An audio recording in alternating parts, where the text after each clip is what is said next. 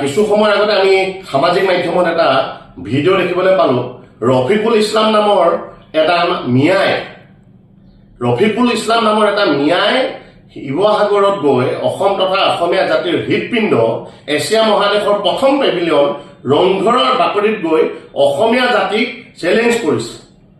এই যি গেলা পুখুৰীৰ পুনি মিয়া এই ৰফিকুল ইছলাম চালা হাৰামজাদা তোক ক'ব বিচাৰিছো সাহস আছে যদি সন্মুখত আহিবি, পলাই চুৰকৈ তেনেকৈ টুৰিষ্টৰ দৰে গৈ ৰংঘৰক পিছফালে লৈ আমাক ভাবুকি দিবি আৰু আমি হাবতি বহি থাকিম, এই কথা কেতিয়াও হ'ব নোৱাৰে।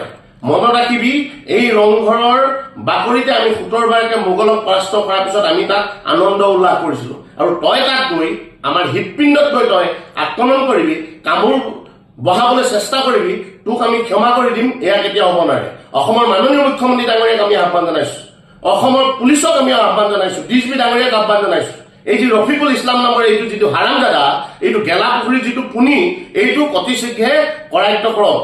দেহত তেজৰ পিৰপিৰণি উঠিছে, আমি ৰক্ত স্নান কৰিবলৈ কিন্তু সাজু হৈছো, আমি হেনদাঙক ৰক্ত স্নান কৰাবলৈ আমি সাজু হৈছো। তহঁতৰ দৰে মিয়াবিলাকৰ কাৰণে আজি আমাৰ মাজত সম্প্ৰীতি নাইকিয়া হৈছে। কোনোবাই তহঁতক বুকুত আপোন কৰি ল'ব আৰু কাৰোবাৰ ছত্ৰছায়াত তহঁতি এইদৰে আমাক ভাবুকি দিবি, আমি হাত-সাৱটি কৰি থাকিম, ই হ'ব নোৱাৰে।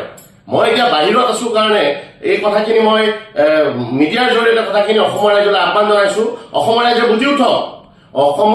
বুজি উঠক, বিশেষকৈ উজনিৰ ৰাইজে। এতিয়া গৈ উজনিৰ আমাৰ হৃদপিণ্ড শিৱসাগৰ ৰংঘৰত গৈ ভাবুকি দিব পৰা হ'ল। নামনি শেষ, মধ্য অসম শেষ, এতিয়া উজনি অসমৰ হৃদপিণ্ডত গৈ আমাক ভাবুকি দিছে। এতিয়া কিন্তু আমি হাত-সাৱটি বহি থাকিলে নহ'ব। কোনোবাই আহোমৰ চেণ্টিমেণ্ট ক্ৰিয়েট কৰি কণ্টেণ্ট বনাবলৈ চেষ্টা কৰি থাকিব আৰু আমি বাকী আহোমে তাকে বাহ লৈ থাকিম, ই কেতিয়াও হ'ব নোৱাৰে।